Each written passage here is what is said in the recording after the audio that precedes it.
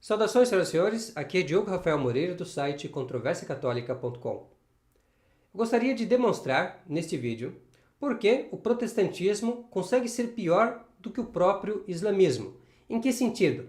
No sentido que os países protestantes, eles são piores que os países islâmicos, com toda a pobreza e todos os problemas que pode haver nesses países islâmicos. Eles não tiveram o mérito de ser a origem e também o centro de direção, o quartel-general da maçonaria no mundo. Já os países protestantes têm esse mérito de arruinar toda a civilização cristã por meio dessa organização, que não é outra coisa senão o protestantismo levado às suas últimas consequências, como não será difícil de demonstrar. Embora o protestante diga-se que é totalmente isento de idolatria, na realidade ele é o maior dos idólatras, porque além de ser um idólatra do dinheiro, via de regra, ele também é principalmente um idólatra de si mesmo. Ou seja, o protestante, ele coloca a sua ideia e a sua interpretação da Bíblia acima de toda a antiguidade cristã, acima de toda a autoridade estabelecida, e não há aqui nesta terra pessoa maior e mais autorizada para falar de Sagrada Escritura que o próprio protestante. E aí nós vemos que a operação diabólica é mais forte entre os protestantes do que entre os muçulmanos, que ainda preservam alguma noção de autoridade estabelecida. E é por isso que o centro da revolução e da conspiração anticristã está na Inglaterra e nos Estados Unidos, e não tanto nestes países outros aí.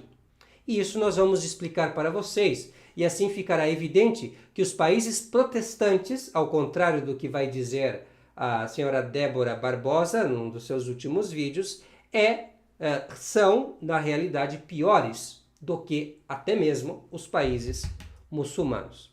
Como que nós vamos demonstrar isso? Ou por que nós vamos demonstrá-lo? Bem, o motivo é que nós recebemos uma pergunta que nós julgamos muito inteligente, muito pertinente ao assunto que nós tratamos no último vídeo, do qual esse é uma continuidade, no vídeo intitulado Idolatria Protestante de Débora Barbosa. O senhor Túlio Pereira, então, vendo aquele vídeo, fez a seguinte pergunta: Diogo, por que o protestantismo levou à secularização progressiva e materialista das sociedades e o islamismo não? Quando ele fala em secularização, isso significa um afastamento da cultura dos valores religiosos. Isso seria a secularização. Então as pessoas até podem ir na igreja, dizer-se cristãos, mas na realidade vivem como ateus, né? Vivem de qualquer maneira, assim, sem ligar para a religião e sem que a religião influencie, por exemplo, as decisões políticas, econômicas, etc, etc. Por que nos países islâmicos nós vemos mais influência da religião e nos protestantes menos, na realidade, cada vez mais progressismo e materialismo? Antes de responder essa pergunta, devemos fazer uma observação para que nós não sejamos demasiadamente simplistas. Também, claro, sob a influência do protestantismo, principalmente depois da Primeira Guerra Mundial, com a dissolução do Império Otomano, que ficava na região da Turquia, mas toda a outra região, o Oriente Médio praticamente, estava sob o controle, e também uma boa parte da Europa, sob o controle ali dos Balcãs, aquela região ali, do controle do Império Otomano, e vai se dissolver. E o que acontece, por exemplo, é que se estabelecem repúblicas, e muitas dessas repúblicas, na realidade, são seculares, até hoje. Então, são populações muçulmanas, islâmicas, mas o governo e a cultura já é bastante secularizado, então você tem essa influência. E essa influência vem de onde? Da Inglaterra protestante, que vai influenciando esse lugar, não é? E também da França secularizada também, não é? Com a Revolução Francesa, que nasce da maçonaria, como nós sabemos, e não é difícil de demonstrar. Então, e a maçonaria vem de onde? Aliás, Inglaterra protestante. Então não tem, né, Inglaterra protestante ali destruindo até mesmo com o que há, né, de razoável, né, de coerente nesses antigos estados islâmicos que agora se tornam repúblicas secularistas. que banem a influência qualquer de religião no âmbito civil, pelo menos de modo a querer ser, por exemplo, como a França. Então, um dos padroeiros da Revolução Republicana na Turquia, ele dizia que o melhor regime que existe é o regime laico, o Estado laico, como existe na Europa. Então, você nota claramente que nos países islâmicos existe essa influência secularista. O exemplo principal é a Turquia, mas também a Síria é por aí, segue nesse mesmo caminho. E, claro, existe também, essa é a grande diferença, enquanto que os países protestantes totalmente sucumbiram aos ideais maçônicos, existe no mundo islâmico países que ainda têm a religião islâmica como religião não só preponderante na população, mas que tem um papel fundamental na cultura. Então, nesse sentido, os países islâmicos, por esse aspecto, são melhores que os protestantes. E por que então o protestantismo ele consegue arruinar os países mais? Por que ele consegue causar mais dano? E por que ele arruina até outros países ao redor e faz toda essa confusão? Por quê? Porque a idolatria do protestante é a idolatria do próprio umbigo, que é, na realidade, a semente de toda a revolução. Ele nega o princípio de autoridade, o princípio de dependência, o princípio de respeito aos superiores e aos antepassados, enquanto que no Islã ainda se preserva alguma coisa disto. E no catolicismo de uma maneira integral, certo? Então, vamos entender isto a partir do que escreveu o padre Leonardo Lécio no apêndice, em que ele responde à pergunta se cada um pode se salvar em sua própria fé e religião. Na segunda parte, então, ele vai falar sobre essa questão, como que o protestantismo consegue ser pior que os judeus e os muçulmanos, que ele vai chamar aqui de maometanos, ou seja, seguidores de Maomé. Então, a página 297 deste livro, que, aliás, inclusive, está ainda na pré-venda com um valor promocional, se você deseja adquiri-lo, por favor, veja as informações na descrição desse vídeo. Pois bem, o que vai dizer a página 297 desse livro, publicado pelo Controvérsia Católica, recentemente, dirá o seguinte: se alguém considerar com diligência, facilmente notará uma operação mais poderosa do demônio e um encantamento de mentes maior em nossos hereges do que nos judeus e maometanos, e isto por duas razões. Primeiro, porque os judeus concordam na mesma fé, nem há qualquer variação de seitas entre eles. Ou seja, todos eles seguem o Talmud, essencialmente. Pelo menos ao tempo do padre Lécio, que escreveu esse livro em 1609. Já entre os maometanos, há apenas duas seitas, isso nós sabemos até hoje. E não há grande diferença entre elas. Mas entre os hereges deste tempo existem muitas seitas, algumas surgindo pelo crescimento de novas opiniões que condenam-se reciprocamente de heresia. E todas essas surgiram dentro do espaço de 90 anos, o que é um sinal manifesto de que o demônio possui admiravelmente os corações destes homens, perturbando suas fantasias, pervertendo suas imaginações e juízos, de modo que eles jamais podem permanecer ou sossegar. Segunda razão, segundo ponto, porque os homens simples, entre os judeus e turcos, não se apoiam em seu próprio juízo, ou sobre o testemunho e instinto do espírito privado, mas sobre o juízo dos seus doutores, ou o que é o mesmo, sobre sua própria escritura, como interpretada pelos doutores de sua religião.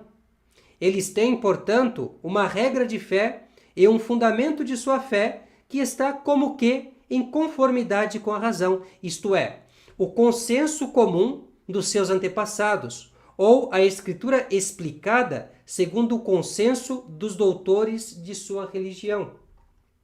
Mas a maioria dos hereges deste tempo não respeitam os seus superiores e apóstolos, de quem eles, primeiro, receberam este novo evangelho, mas eles os abandonam como a homens sujeitos ao erro e apoiam-se totalmente sobre o seu próprio juízo, ou sobre o testemunho do espírito privado, ou o que é o mesmo, sobre a Escritura somente, segundo o sentido do seu próprio juízo e espírito privado. Isto é um sinal evidente de que Satanás opera efetivamente sobre eles e encanta as suas mentes para que não só cada um invente novas e falsas opiniões, mas também coloque o fundamento de sua crença e a regra de sua fé em si mesmo e em seu próprio sentido e juízo interior. Pois cada um julga a si mesmo, como ensinado pelo Senhor e instruído pelo magistério do Espírito, até mesmo mulherzinhas e moças, e, por conseguinte, isentos de todo erro. Mas todos os santos padres foram homens sujeitos ao erro. E o mesmo julgam de seus apóstolos e ministros. Mas pode haver maior feitiço e ilusão que esse? Donde veio a passar que não têm eles opiniões certas e estabelecidas entre si, nem podem fixar nenhum corpo de doutrina e religião, mas devem vagar e cair em incertezas, como o espírito privado os conduz. Nem pode ser feita qualquer disputa com eles sobre suas opiniões, como não estão presos a doutrina alguma e não sabem, por imperícia, a doutrina de seus antepassados. Sobre este espírito de vertigem, muitas coisas dissemos em nossa consulta, consideração 9, razão 11. Ele se refere ao próprio livro. O livro se chama Qual Fé e Religião Escolher? Consulta sobre a verdadeira religião. Esse livro, como eu falei para vocês, nós publicamos recentemente. A nossa última live trata apenas desse livro que nós fazemos a sua apresentação. E você pode ver, por esse trecho que nós extraímos, como o protestantismo ele é mais rebelde, ele é mais diabólico, ele é mais imitador de Lúcifer que o próprio Islã. Por quê? Porque ele é mais rebelde a toda autoridade. Enquanto que existe algum princípio de autoridade ainda entre os muçulmanos, e isso os mantém ainda numa mesma doutrina, numa certa unidade. Agora, os protestantes não, porque cada cabeça, né, cada protestante é o seu papa. Ele não segue os padres da igreja, ele não segue, ele diz que todas essas tradições são superstições ou tradições humanas. Na verdade, o último juiz na face da terra em matéria de religião é ele mesmo. E é por isso que o protestantismo ele deu origem a todo esse movimento revolucionário anticristão que é chefiado desde o século XVIII pela maçonaria. O fruto dessa operação do demônio mais forte entre os protestantes e, por conseguinte, sua influência maior nos países protestantes é eles serem o celeiro e o abrigo da maçonaria, desde onde ela dirige os seus ataques, não só contra a Igreja Católica, seu alvo principal, mas contra tudo que se chama Deus, porque a maçonaria, a ordem maçônica que está se estabelecendo em nossas sociedades, vem sendo estabelecida progressivamente, como disse ali o comentador, né, de uma maneira progressiva, e a disseminar o materialismo, desde o século XVIII, e isso vem sendo causado pela maçonaria, e a maçonaria pavimenta o caminho para o anticristo, porque ela diz que o homem é a medida de tudo, o homem é o seu próprio Deus, de modo que ele é o juiz definitivo em matéria de religião. E é isso que os próprios protestantes colocam. Então, o que é um maçom? Um maçom é um protestante levado às suas últimas consequências. Isto é a maçonaria. E por isso que a maçonaria nasce nesse solo apodrecido pelo protestantismo, que é a Inglaterra, e por isso desde a Inglaterra e desde os Estados Unidos, república protestante maçônica, que toda essa desgraça vai sendo então transmitida por meio de revoluções em todo o mundo. E isso não só no mundo católico, principalmente no mundo católico, onde eles procuram nos arruinar economicamente e procuram nos arruinar politicamente, isso desde o século XIX, sobretudo, mas começando com a Revolução Francesa, né, que é uma conspiração precisamente maçônica, né, de onde que vem, nós já vamos ver, e depois se espalhando aqui, por exemplo, quebrando a unidade entre nós, dividindo impérios católicos, destruindo impérios católicos com as guerras mundiais. Então é isso que eles fizeram, é isso que eles vêm fazendo. Qualquer pessoa atenta pode perceber essas coisas. Se você quiser uma boa referência, eu indico o livro A Conjuração Anticristã de Monsieur Henri de Lassou, que vai afirmar o seguinte a respeito dessa questão da superioridade protestante dos países protestantes sobre os países católicos, que na realidade emana do fato desses países serem o quartel-general desse grupo predador e inimigo dos povos católicos, que é a maçonaria. Então, o que diz o padre Monsenhor Henri de Lassou em seu livro? Ele fala o seguinte, falando da maçonaria: seu principal fator propulsor estava situado, dissemos, no século XVII na Baviera e movido pela mão de Weishaupt. Na época da Restauração, nós o vemos transportado para a Itália.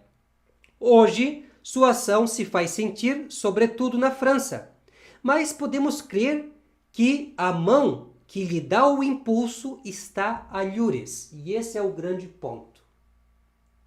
Como é que você percebe a ação da maçonaria, da revolução na sociedade do século XVIII para cá? Onde ela acontece. Então, aparentemente, a revolução aconteceu na França, em 1789, a Revolução Francesa, não é verdade? É assim que eles falam, é assim que se conta nos livros de história. Ok? E aí depois, qual foi a outra grande revolução que aconteceu? Que pouca gente conhece, pouca gente fala. E foi a Revolução da Unificação Italiana, que significa o quê? Destronar o Papa, né, dos estados papais. Roubar o Papa. Né, tirar o Papa do governo de Roma e das outras cidades que constituíam os seus domínios desde a mais remota antiguidade. Então, esse roubo, esse latrocínio, né, sob o disfarce de nacionalismo, foi encabeçado pela maçonaria, pelo carbonarismo e pela alta venda. Então, isso é uma coisa que o livro de Monsieur Henri de Lassou explica muito bem. Porém, aí é onde acontece, é o palco, é onde acontece a revolução. Mas de onde que vem essa direção? Qual é o quartel-general? De onde eles tiram as suas forças, a sua energia? Onde que eles vão descansar? Ou então, qual é o refúgio deles? Onde? Alhures, ou seja, em um outro lugar. Qual outro lugar? Continua Monsieur Henri de Lassou. A maçonaria é cosmopolita, ou seja, não tem país. Né? O país dela é o mundo, o cosmos. Ela arma conspirações e age contra a igreja em todos os países. Ela jurou aniquilá-la completamente e, consequentemente, por toda parte. Mas, se ela está presente e agindo em todos os pontos do universo, ela não se conduz em toda parte da mesma maneira.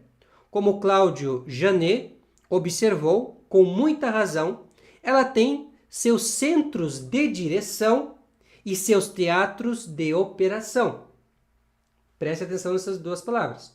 Centros de direção, ou seja, o quartel-general, e os seus teatros de operação, onde acontece a desgraça.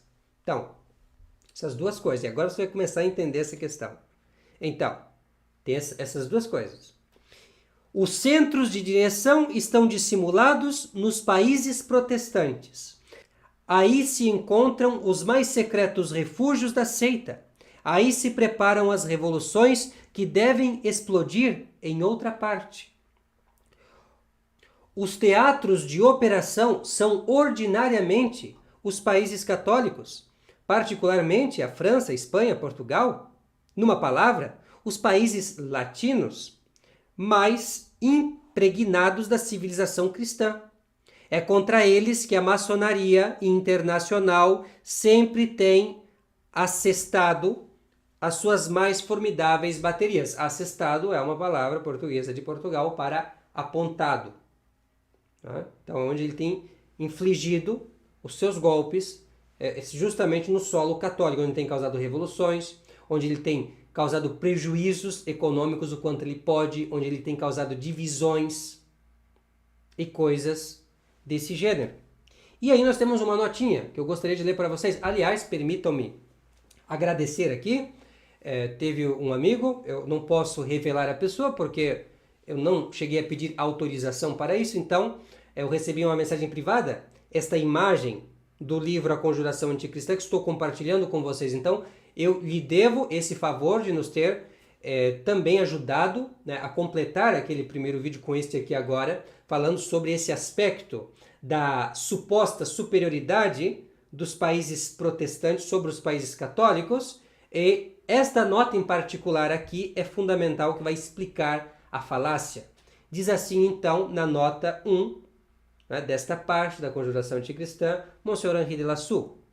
É do interesse da maçonaria internacional, para o fim que ela se propõe, ou seja, destruir a igreja, manter a ordem exterior nos países protestantes, enquanto revoluciona os países católicos. Por aí vemos o que é preciso pensar dos textos entusiastas sobre a superioridade das nações anglo-saxônicas. Hoje nós podemos falar desses vídeos amaldiçoados entusiastas da Débora e de outros falsos cristãos. Do sistema americano, entusiastas dessas coisas, como os americanos são maravilhosos, os Olavetes costumam falar isso, né? A americanolatria, tudo é bom nos Estados Unidos, no Brasil nada presta, não é? Então, sistema americano, etc, etc. Numa revista muito difundida, uma pena ingênua escrevia recentemente a propósito dos franco-maçons perseguidores. Essa filocheira não se pega nas vinhas americanas. Essas declarações são de natureza a tranquilizar, divertindo-os, os chefes das sociedades secretas. Note bem, quer dizer, essa praga nas vinhas, que pega nas vinhas, ou seja, que arruína, né, com as plantações católicas, né, em França, então no país da França, por que não pega nos Estados Unidos? Por que não tem lá essas coisas que pegavam? Por que os maçons franceses eles são tão terríveis no combate à religião, enquanto que, por exemplo, os escoceses, os ingleses, os americanos, são tão mansinhos com a religião? É porque a religião protestante é uma religião aberta à maçonaria, que não faz uma verdadeira oposição. E na realidade a maçonaria deve muito a Lutero, muito a Calvino, e muito a Henrique VIII, porque com a ideia do juízo privado, eles interpretam o mundo e a religião e tudo mais da mesma maneira que o protestante interpreta a Bíblia, como lhe der na telha. Ele é Deus. O protestante é Deus, o maçom é Deus. Eles colocam o homem no templo de Deus. Então, eles são seguramente os precursores do anticristo. E se a nossa civilização ela está nesse grau de degeneração, isso é seguramente culpa do protestantismo e da maçonaria, e eles vão responder por isso diante de Deus, porque a justiça de Deus é certa. E as palavras de Deus são fiéis, e eles vão ter que pagar cada centavo do que eles fizeram para destruir séculos e séculos de civilização cristã com as suas revoluções.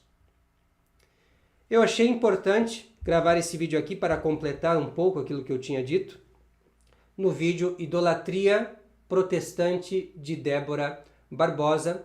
Agradeço ao comentador que fez uma pergunta inteligente nesse vídeo, que nos motivou a gravar aqui esta resposta e esse complemento. Muitíssimo obrigado pela vossa atenção.